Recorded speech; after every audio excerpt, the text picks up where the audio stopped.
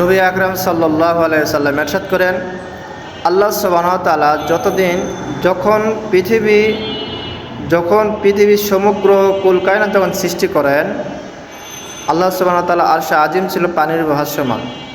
যখন দুনিয়ার সমস্ত কিছু সৃষ্টি করেন, সেই দিন থেকে আল্লাহ সুবহানাহু ওয়া তাআলা তার দেন রহমতের হাত দিয়া অত্যন্ত তিনি খরচ করেন কার প্রতি?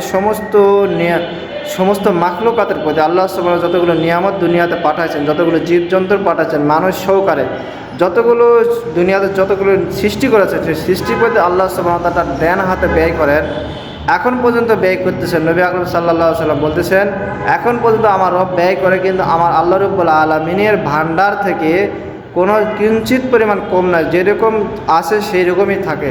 এখানে নবী আকরাম সাল্লাল্লাহু আলাইহি সাল্লাম বলেছেন, তোমরা মানুষদেরকে দান সাদকা করো, মানুষদেরকে ভালোবাসো, ফকির ইতিম মিসকিনকে তোমরা হেয় প্রতিপন্ন করো না, তাদেরকে তোমরা ভালোবাসো। এবারের প্রতি তোমরা ভালোবাসা মহাব্বত বাড়ায় দাও, যেন আল্লাহ সুবহানাহু ওয়া তাআলা বলেছেন, প্রত্যেকটা মানুষের অন্তরে আমি আল্লাহ রাব্বুল আলামিন বিরাজমান।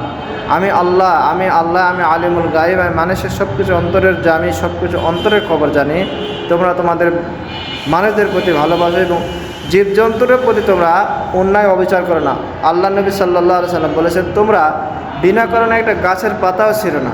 এখানে বোঝা গেল যে আমরা প্রত্যেকটা মানুষ সবাইকে ভালোবাসবো এবং আল্লাহ সুবহানাহু ওয়া তাআলা ভান্ডার কখনো কমবে না। আমরা নিজেদের ধন সম্পদ থেকে যা পারি উপার্জন করে হক হালাল পথে মানুষের ভালোবাসা মহাব্বত দান করবো। আল্লাহ সুবহানাহু ওয়া তাআলা সবাইকে বুঝার তৌফিক দান করুক। ওয়া আখিরু দাওয়ানা আলহামদুলিল্লাহি রাব্বিল আলামিন।